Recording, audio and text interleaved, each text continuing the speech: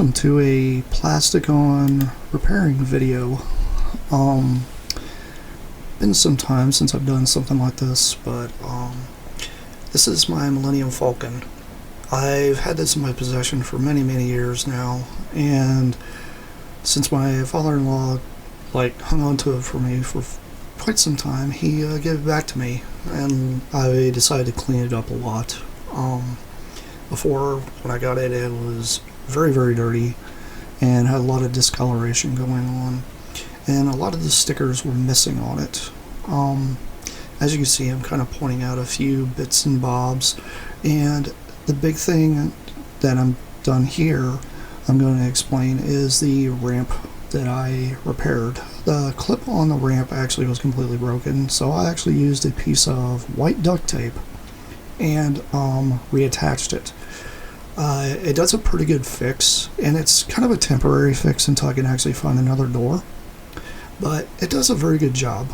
And not to mention that the floor and the duct tape basically and the floor piece I currently have here in my hand are white. Now this piece of flooring I have here is a piece I cut out of polystyrene and shaped it to the shape that I needed. I went through and started color matching some bits and bobs. I had a chess table that I actually mixed the blue to try to make it match, and I'm going to try to do the same here with these are just Walmart brand acrylic paints that you can get. It doesn't really matter what kind of paint you really use. There's a lot of people out there that says it does, but honestly, if the texture is good enough, you can use it. But a lot of these different colors here tend to work very well together, especially to try to create a kind of that weathered look. As for the Millinium Falcon, mine was kind of yellowed. I wasn't going to go through the whole process of trying to de-yellow it or anything like that, so I decided to mix a couple colors here and see how great I can get it to match the kind of darker bits and pieces of the ship itself. I'm trying to go for basically what the interior color would be, because the interior color is what is really needed, and because the flooring piece and the piece that I have that I'm trying to match is pretty close. I know a lot of this stuff's being done kind of off camera here, but I'm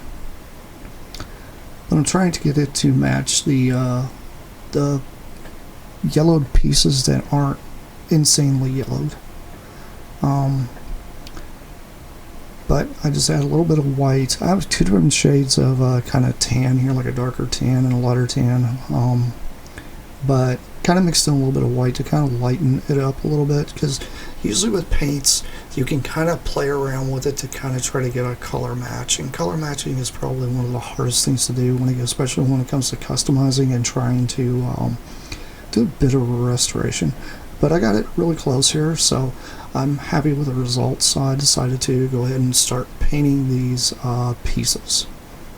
And the first thing I'm going to do here is paint the flooring. The flooring here, I did a bit of a stippling type of method. I kind of just blob it on, because blobbing it on is okay. It gives it a bit of a texture, and it just kind of shows a little more something going on versus it just being a plain piece of flooring.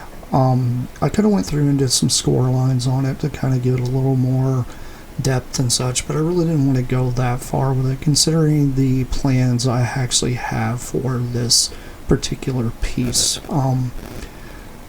This Millinium Falcon, as far as I'm concerned, isn't really worth a whole lot, and it's more worth to me than it is like a collection community out there. So I was like, I'm going to do what I can to do a bit of a restoration to it, so it makes me happy. That's the whole point of this, is for my collection. So I went ahead and painted this part here, and it's cut out a piece of polystyrene.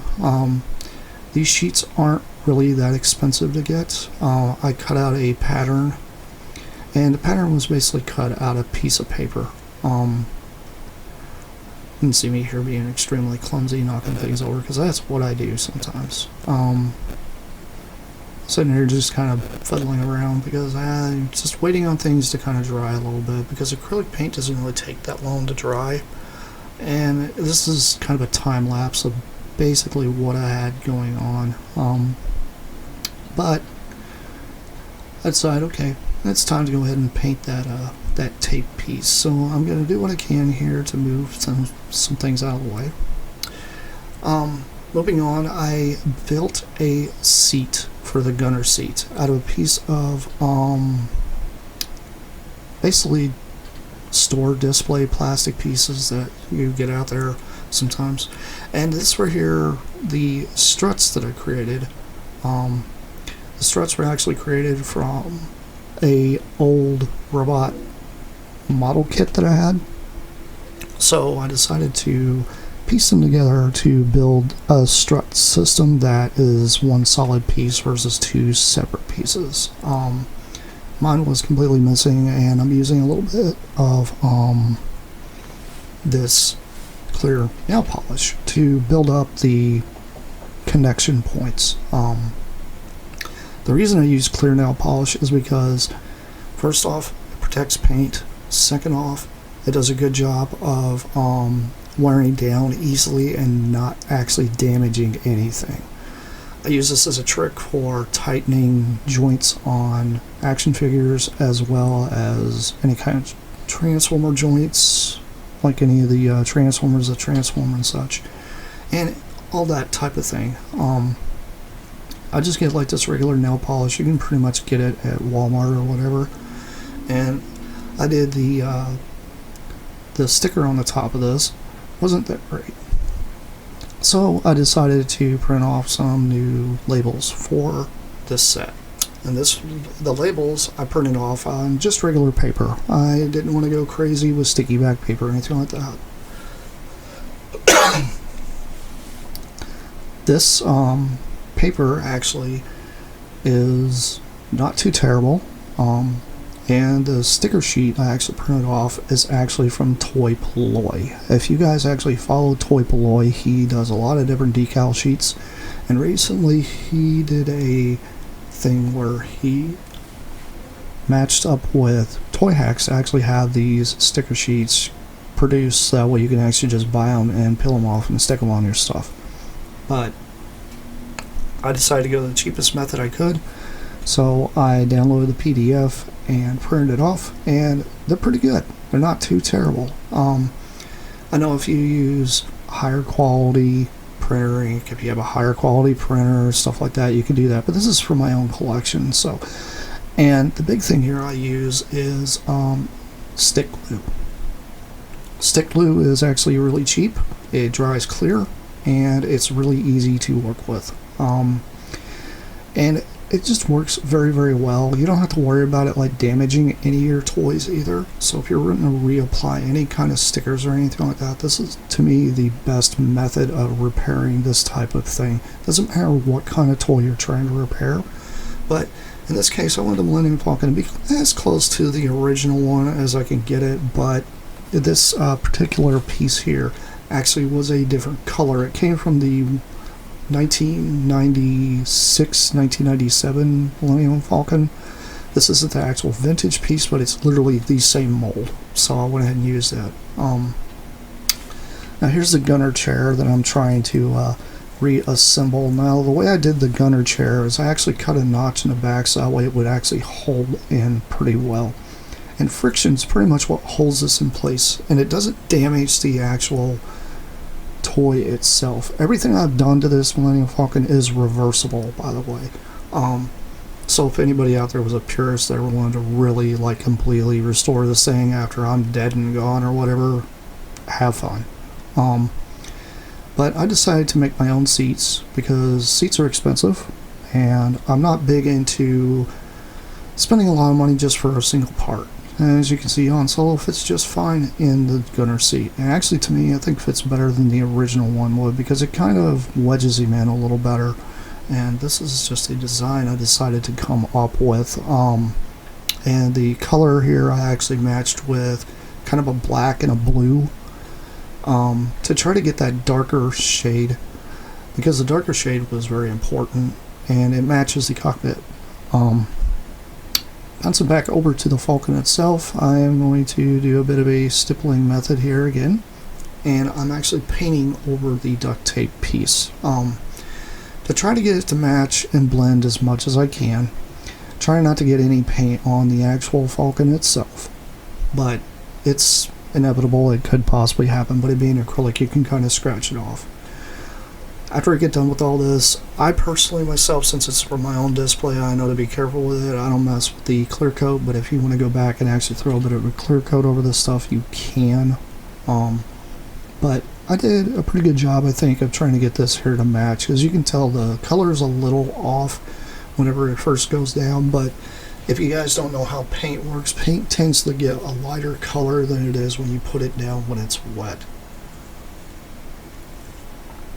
And that's one thing I honestly think that a lot of people don't tend to understand, especially when it comes to color matching, because color matching is not the easiest thing to do, especially when it comes to trying to match vintage toys that have weathering already done to them just from natural environment.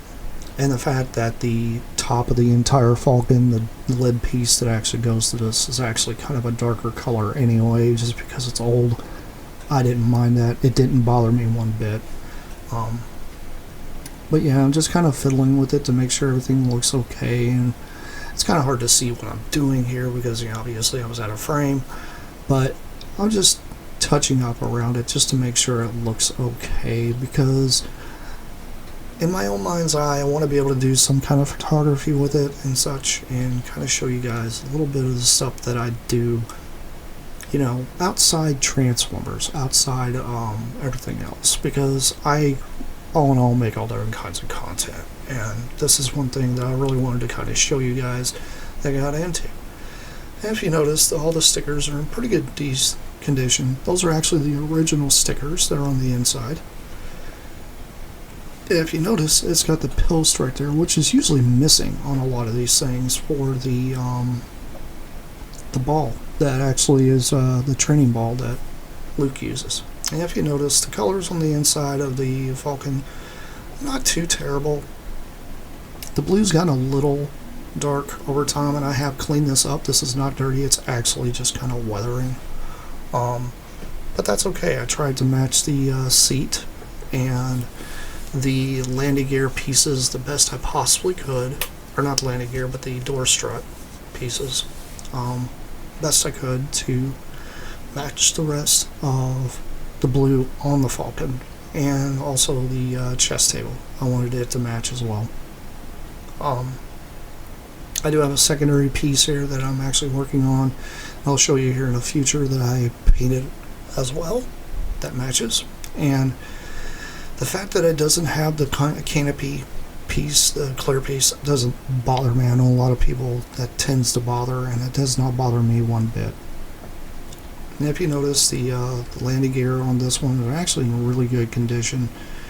All the gray is, you know, not terrible. Nothing here was broken, which is very surprising considering the landing gear on a Falcon is usually something that gets busted all the time. And it's just something that is kind of nice to have a Falcon that's very serviceable. Now, as for the satellite dish actually came from the one from '96. Same thing with the chessboard. But I'm like, I wasn't going to paint it. I just left it the same color, and it's okay. So, I went ahead and added a little bit of this clear nail polish to the post, so that way it would actually fit better. And here we go with the second coat on the flooring piece, because I wanted it to, you know, not really have any white stuff sticking out. I want it to still have a texture.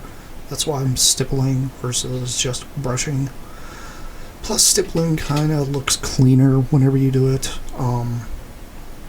It really dries more evenly than it does whenever you do just brush strokes, because brush strokes will leave streaks in your paint. And just depending on how you're trying to do it, it's kind of a technique thing. Throughout the years, I've learned to use different kind of techniques, especially when it comes to repairing toys, customizing toys, doing all different kinds of stuff, because I don't always just paint. I use markers, I use paint pens, I've actually used just pencil. It's just all just different kinds of stuff that I use throughout the years in order to try to make things a little better and easier for myself. Now for the training ball was missing the arm and a training ball and a string. So I'm literally building this entire thing from scratch. So my idea was get a razor blade, and I'm going to use a part of an old gift card. Mainly because it's, first off, cheap. Second, gift card material is actually pretty easy to work with. Because, you know, what happens to these gift cards anyway? They get tossed in the trash, so why not reuse some of the bits and pieces of them to fix and repair some of your toys or whatever else you're trying to do. So in this case, I went ahead and scored it, and I'm trying to cut it here in half and then just get it kind of to the point that I wanted it to be size wise, so that way I can actually use this piece to put the training ball that Luke uses on this piece. Considering it actually still has the post, I figured I might as well do this. It'd be kind of cool to have this piece. So I went ahead and I got a nail file here I got from Walmart, and this nail file actually has all different grades of filing on it, so it's kind of like an all-in-one piece of sandpaper. They're relatively inexpensive, so they're not too terrible. You have to go in the makeup aisle and look kind of weird as a guy buying them, but whatever. I ain't judging nothing or anybody here, but you know, it is kind of strange. Some people give you weird looks when you're in the makeup aisle looking at stuff like this, but I went ahead and got one of these, and my other half kind of actually inspired me to get this piece to help me with this. And I'm just basically going through and kind of scoring it and scratching it up and kind of cleaned it up a little bit to try to get some of the clear backing stuff that the thing has on it off, so that way the kind of plastic film these pieces have don't really like to take paint sometimes. So that's why I'm kind of just scoring and kind of dirtying it up a little bit, and I'm also trying to scrape some of the black markings and such off of it, because those will show through whenever you try doing a paint job on top of them. It just kind of overall helps save paint, and you know, a lot of this is patience. So here I'm deciding to go ahead and use my X-Acto knife to score and cut a hole into one end of it, because it needs a hole for the training dummy, and it also needs a hole for the post that it actually will go on to. So it just takes a little while here, and you know, I'm coming up with like a few ideas, and I decided I would just use one of my files I got after I got done scoring it, just to kind of score the hole a little better and maybe even push it through, and then basically make the hole more serviceable. It's a very, very tedious process sometimes, but this type of thing will save you a lot of money, especially if you try to go out there and find these little control arms. You can find 3D printed ones all day, and they're going to run you anywhere around 10 to 15 bucks, probably getting one little piece of plastic sent in the mail. And it's the same thing with like if you find an original one, obviously it's going to cost you much more. I don't know exactly what the prices is on a lot of all these bits and pieces, because I kind of stopped looking when I started looking for just the flooring piece. The flooring piece alone was going to run 30-40 bucks, and I was like, I'm not going to pay $30-40 for something when I could relatively go to a hobby shop and get the plastic that I could use for many other projects other than just one for relatively $6-7 bucks, and just make the piece myself. I know some people out there that are really into the purist thing, they want everything to be 100%, that's fine. So you can see here I'm using the X-Acto knife to kind of cut the hole out a little bigger because I'm trying to measure to make sure it'll actually fit the post hole that the drone arm actually hangs off of. This is kind of a bit of a long process, but this piece is actually kind of important to me because it's nice to have the parts of the Falcon that I'm actually missing. So I'm using the file here to kind of smooth it out and clean up the holes. That way it actually slides on and off just fine. Like I said, everything I'm doing here is a reversible thing. So you guys out there that are freaking out about, oh my god, he's doing this, that, and the other to a Millinium Falcon, I'm not completely repainting this thing. All the decals I have on here that are reproduction can come off. And here I am just cutting and scoring, just trying to give it a little bit of a rounded look so it doesn't look like just a piece of credit card. I tend to try to do this type of thing to, you know, make things be a little more, I don't know, uniformed.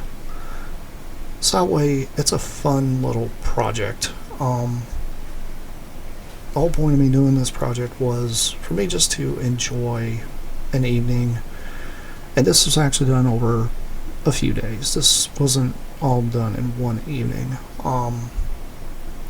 I tend to try to stay uniformed when I'm doing my work, especially when it comes to doing these kind of projects, because these projects are important to me. But I also don't want to burn myself out, so I take this stuff in kind of bits and pieces. This whole project itself took me about 2.5 weeks probably to do, because at the time I was dealing with a whole lot of other stuff. If you guys have followed me in the past, you probably know that I deal with depression and PTSD and just a lot of physical pain. But I figure, you know, it'd be kind of cool to share this and show this to you guys. And I understand some people out there, they do okay with working with their hands. Sometimes they don't. There's days I do okay, and then there's days I feel like I have a carpal tunnel. So working with little tiny pieces like this sometimes can cause your hands to hurt after a bit, but it's not terrible. I really did have fun building this project and working on this thing, and this control arm thing is probably one of the biggest things I had to actually fabricate. Building the floor piece was not as intense as this piece here was, because this part here required a lot of drilling. It required a lot of sanding and just prep work. But yeah, it's relatively, you know, I could have cut it out of a piece of the polystyrene, but I was like, you know what, I'm going to try this credit card. I'm going to attempt this and see how well this works. And the great thing is this stuff is flexible, so you don't have to really worry about it breaking. So here I am stippling and throwing a little bit of paint on this arm, so that way it can match the rest of the Falcon. I know this part's supposed to be a gray, but I was like, you know what, I don't want it to be gray, I want it to match, so that way maybe it'll make the ball look like it's floating more. I don't know. So I paint one side of it and just leave it alone. And obviously I got the platform or the flooring piece here, and I do paint the back half of it as well. I didn't paint just one side because I wanted the whole thing to have something to it, because the fact is this whole piece can be stored and on top of the lid. It's kind of cool to see the whole thing done in one color versus it not being. I don't know, it's just something that kind of struck me when I was doing this, and I was like, yeah, I probably should just go ahead and paint the other side of it too. It isn't going to hurt nothing, and I have plenty of paint here, and I don't like to waste paint, so I was like, you know what, I'm going to use it.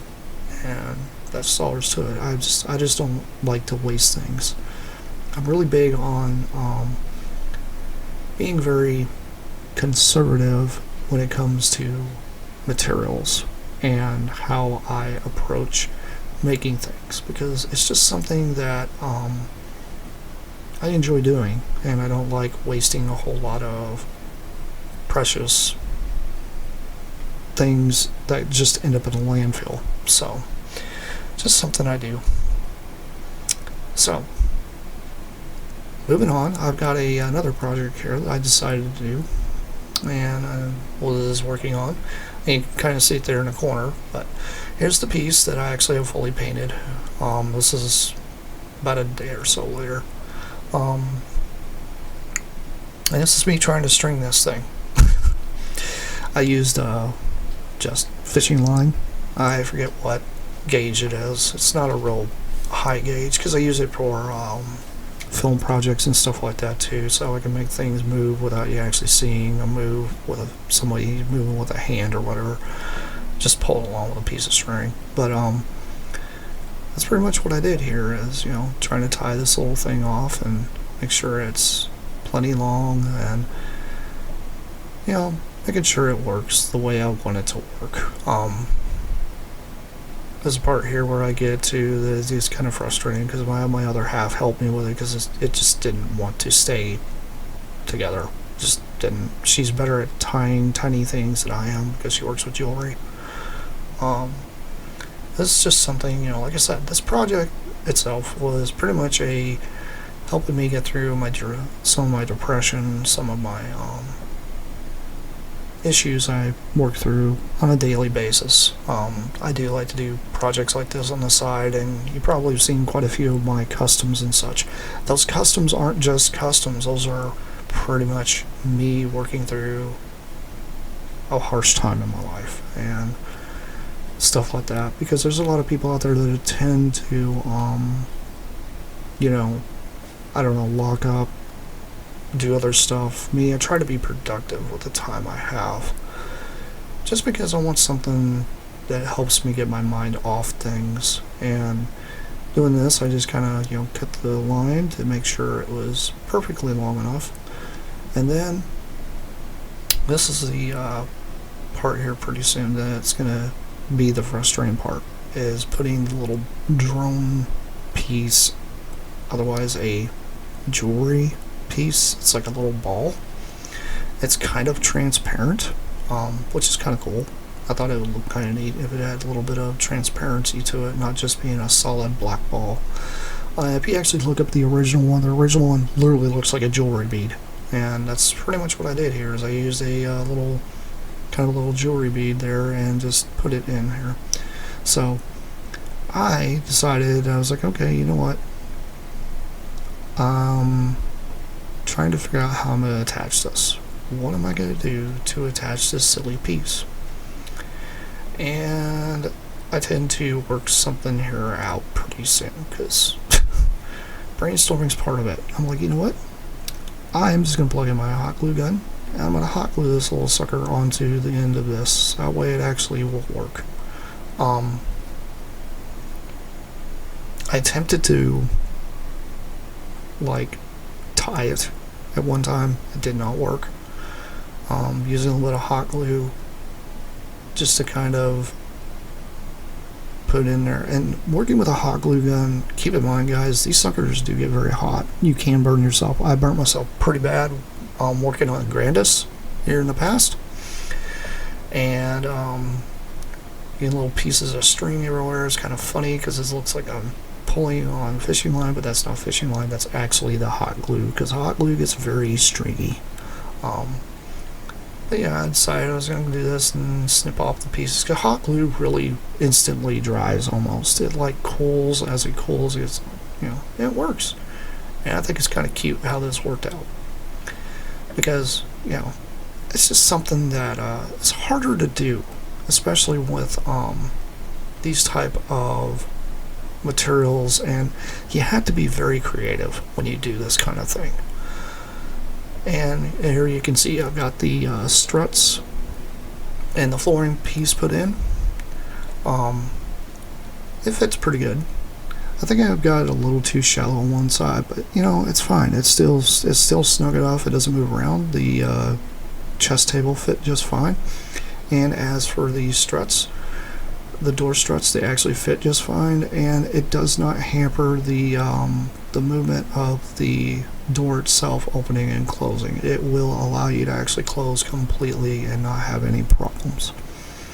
So this little idea I had here in mind worked pretty well. And like I said, a lot of this stuff was very inexpensive. and here I am attaching the little line, which I found out was way too long. I was like, well, this isn't actually floating the way I wanted it to, so I had to pull the ball off the end of the string. And that's just usually how some of this stuff goes. It's one of those things that it's trial and error. I don't care who you are out there, you're probably trying to put something together and you're like, well, this isn't fitting. I gotta chip away. And my other half taught me this, and my dad also said, measure twice, cut once, which is true. And my other half was like, less is more, and that's true. So I handed it to her and had her try to figure out what to do during this time, because I was getting frustrated with it, and moved on to decide to go ahead and install the gunner chair. The gunner chair just has a little mushroom thing that snaps into place. Here, I'm going to move the camera a little bit so you guys can see it a little better, and you can also see the door strut system. It does fit very well. But I'm sitting here snapping everything back into place because I want to show you guys how this actually goes back.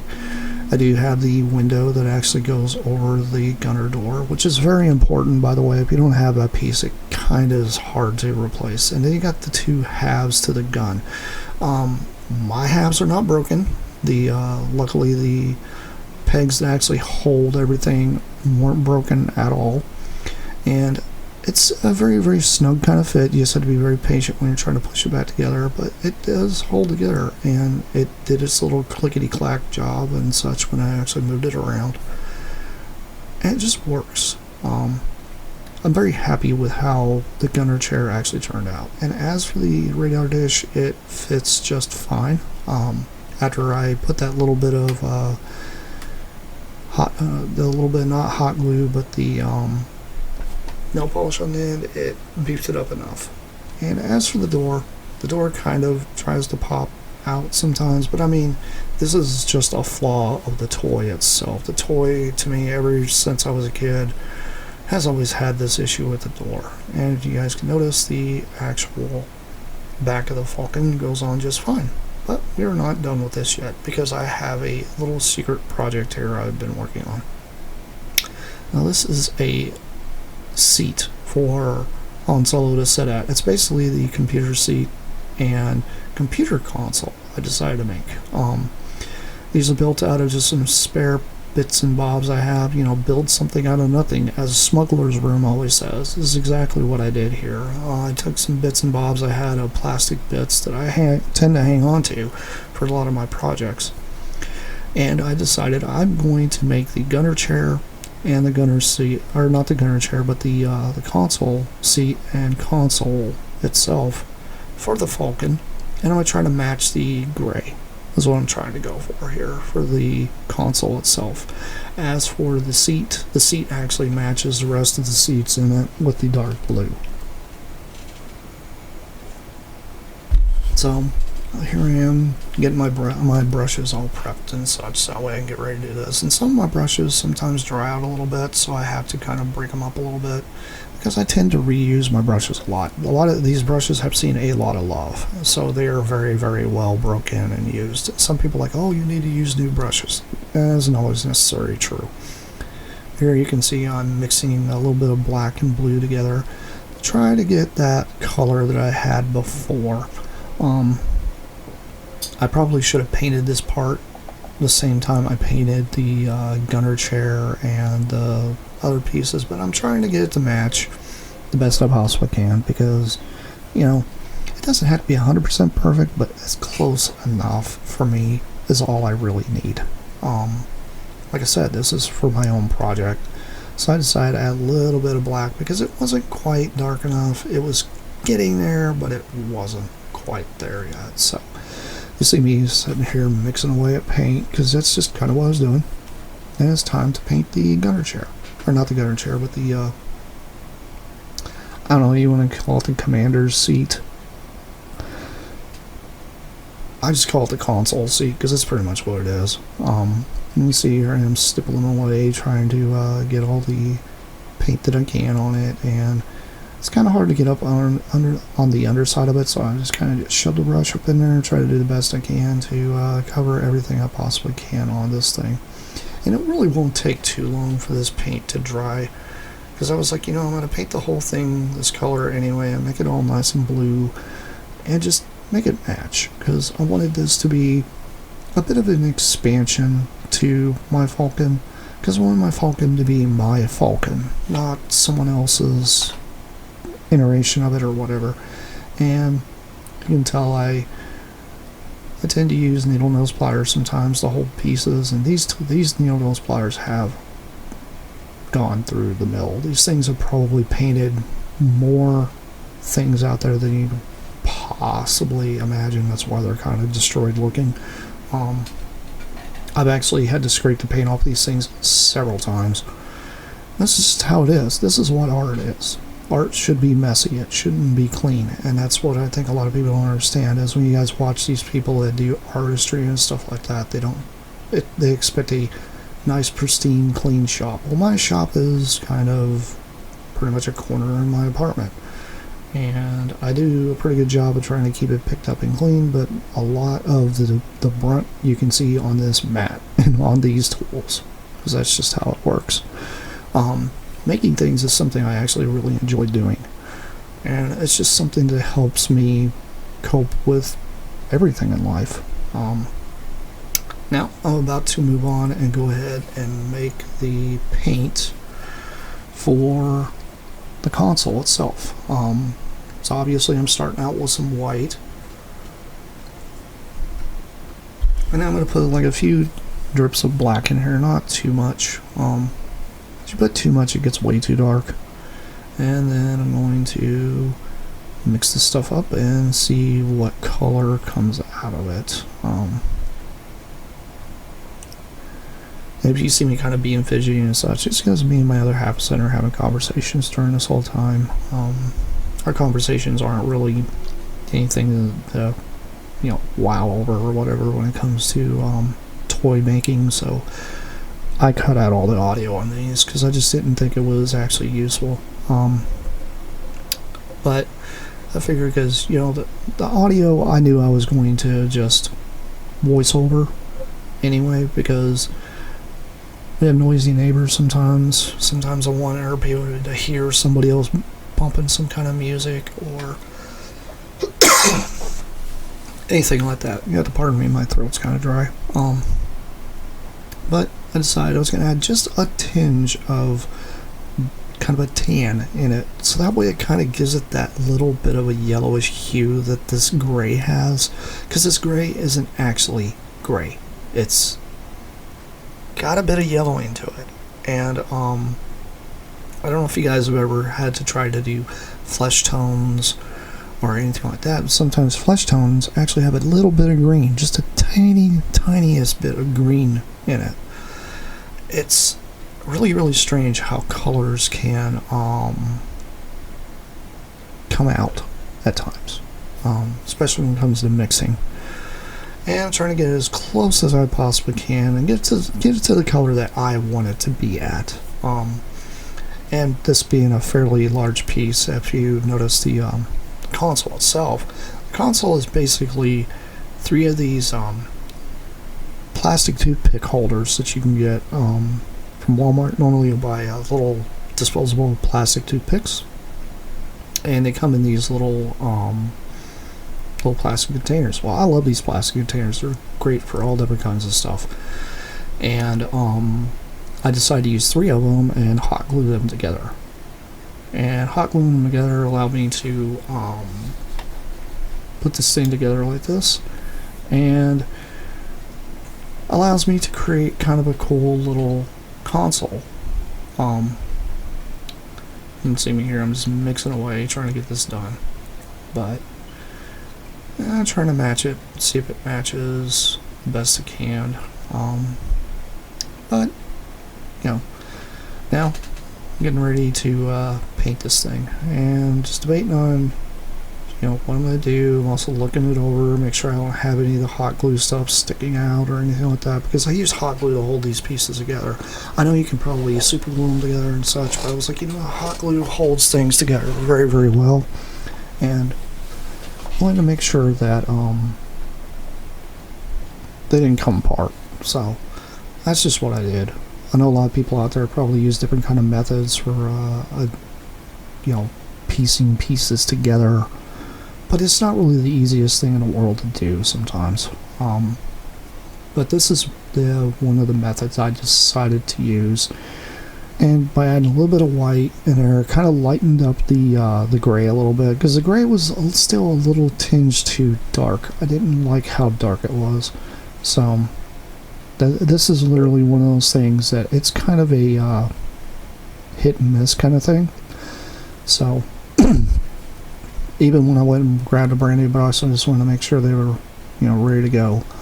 So here I am, just stippling away, just putting this coat of paint down to make sure that I cover all the transparent pieces. Now, I could have easily installed lights in this thing, but I didn't want to go that far. I didn't want to add a bunch of little LEDs or something like that into it. It's a bit of an idea for you guys out there if you ever really are interested in making a console maybe that lights up for your Millennium Falcon. This is actually a really decent way of doing it. It doesn't require any cutting. All it is 3 containers glued together. Because that's the one piece I personally think was missing out of the original Millennium Falcon. I know in the 1996 version they put a different kind of backdrop for the cardboard insert that actually has a picture of the console and all that stuff, and that's cool they did that, but I myself was like, no, I want it to actually be an actual piece.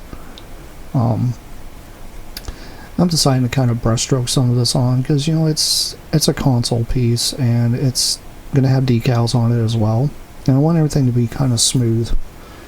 And trying to cover transparent plastic with a lighter color is kind of hard to do sometimes, because sometimes it tries to show through. But you just got to be kind of liberal with the paint. Just go ham on it. Do what you can.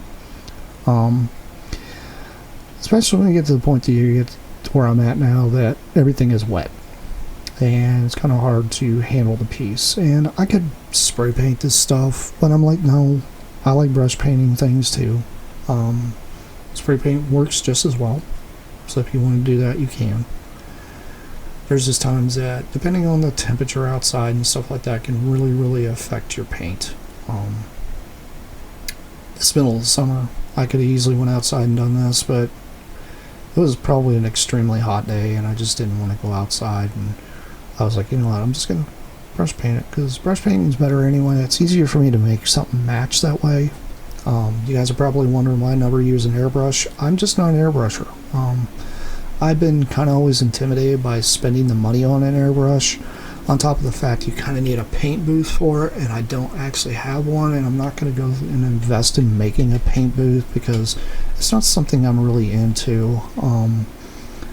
If I ever spray paint anything, it's usually outside, and I just normally do like the base coats for things with spray paint before I go back and try to add any kind of details and such.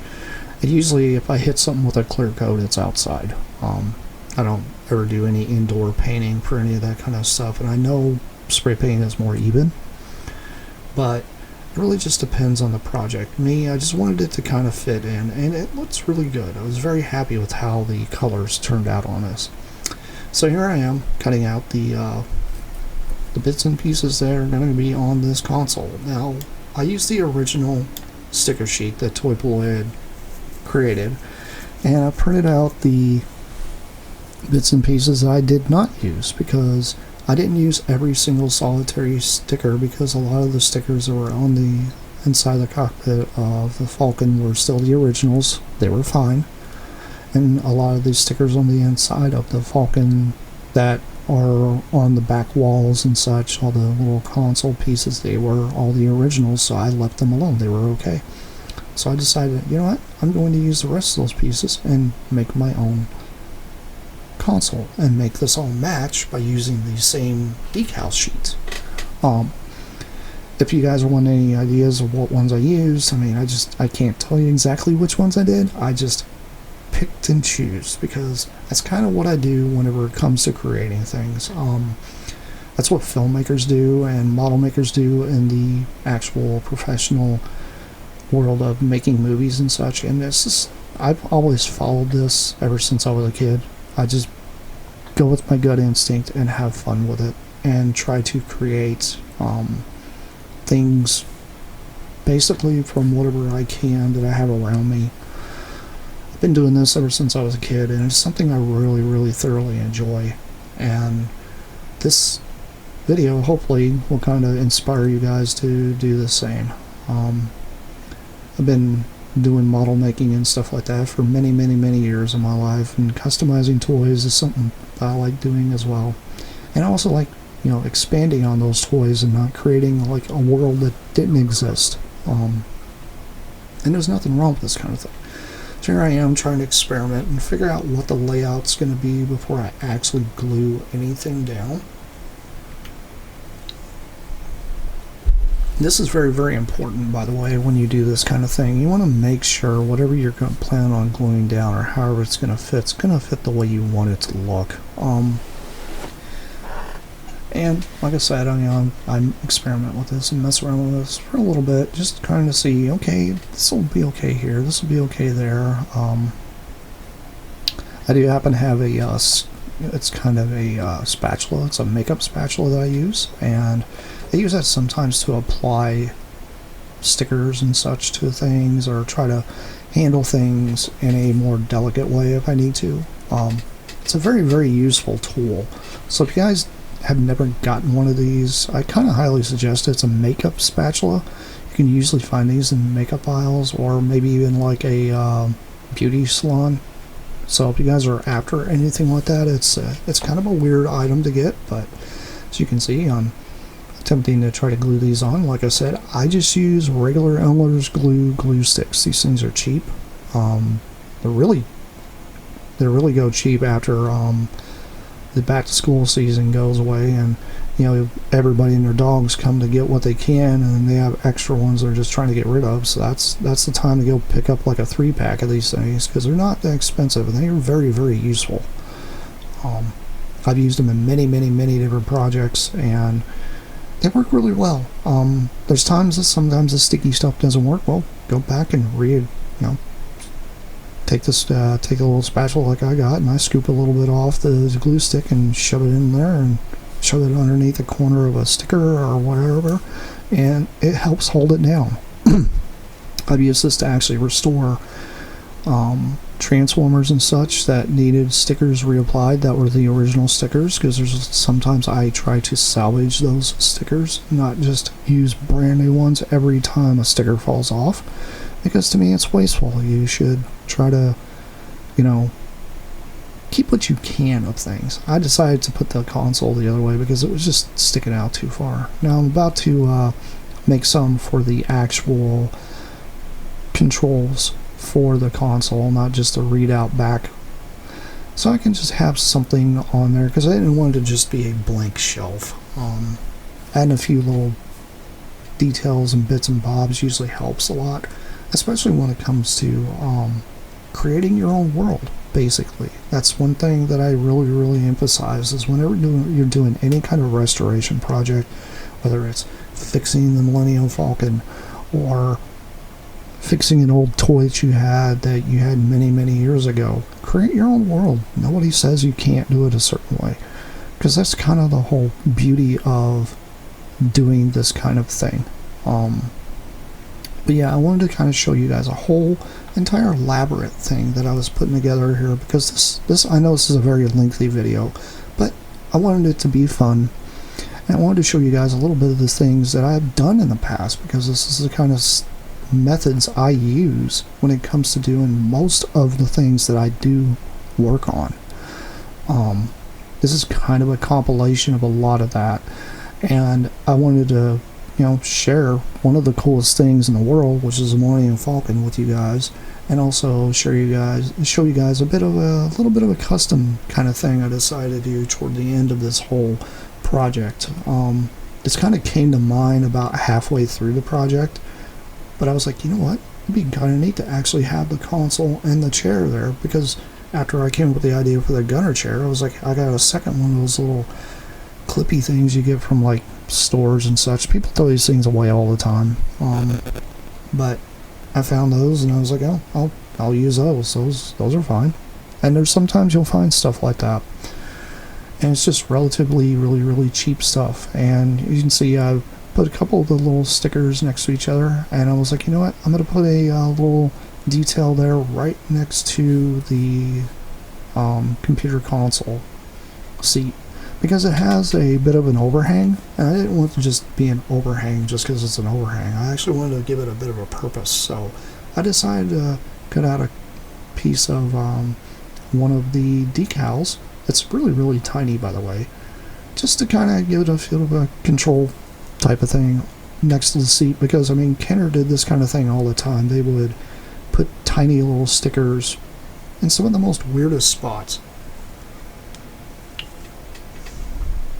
So I decided to kind of just put like a little console thing there, and it had all different kinds of colors and bits and bobs. It kind of gives it a little more of a very retro sci-fi look, and it just works. This just fits in with the Star Wars universe perfectly. So this is the last part. And the last part I did is I decided I'm going to attach the seat and the console to the removable flooring. As you can see, the ball's now on a shorter string, which we decided to just cut it shorter and just glue it back on like I did. I did scuff up the bottom of this thing a little bit so that way it would actually attach, and I'm using double-sided sticky tape. Yeah, ordinary double-sided sticky tape. And I'm attaching it to the bottom of the console, so that way I can put the console down in the spot that I want it, and it sticks down very well, and this doesn't damage anything. This does absolutely no damage whatsoever. It's sticky tape, you can take it off anytime you want to, but this stuff actually really adheres very well. It works really well. For those out there that have never used sticky tape before, it's a very good use. And I pulled the flooring out here to try to see exactly where I want it set, and then just kind of position it where I want, and then pushed it down real nice and tight so that way it stays. And this also helps with removing the floor as well. It's kind of a cool little trick, and the reason I put it facing toward the back of the Falcon is because to me it just makes better sense. It gives me better floor space for all the figures. And I do the same thing here, by the way, with the control seat. I decided I was going to go ahead and sticky tape it down too, so that way it doesn't fall over, and works really well. So that way Han Solo has a place to set while Luke is doing his little thing with the training ball, and also gives him a bit of room to do this type of stuff. And you know, it just kind of works to me. I think this works very well, and it's a cute little addition. And by the way, if you guys are wondering, this does not hamper the height of the rest of the Falcon. Like, it doesn't do anything for the back door, not the back door, but the access panel that's on the top. It actually fits just fine. There's no problem whatsoever with this. I've had this for many months now, and I haven't had any issues with it being in the way. Now, setting Han Solo in it is kind of a chore. I had to mess with this for a bit to try to get him to sit correctly. I thought maybe I should put maybe like a rubber band or something around the bottom or something. But, you know, if you get him positioned just right, he'll actually sit in the chair itself. Part of it's because the floor is a bit slanted, but the floor was never level anyway, and even on the original piece had a bit of a slope to it. And I could have added little bits, but you know, you can see it sits just fine in it. It's kind of nice. I actually like what it does. And here I am setting it down completely, and then he fell out of the seat. And I had to chuckle at myself because I thought that was funny. But it's kind of nice to see the Falcon actually have a bit of an addition added to it. And this is a piece that I can remove anytime I wanted to. I don't have to keep this piece in. So it's not like it actually affects a whole lot of stuff. But as you can see, the access panel hatch will actually fit on just fine, and it is flush. It does not mess anything up.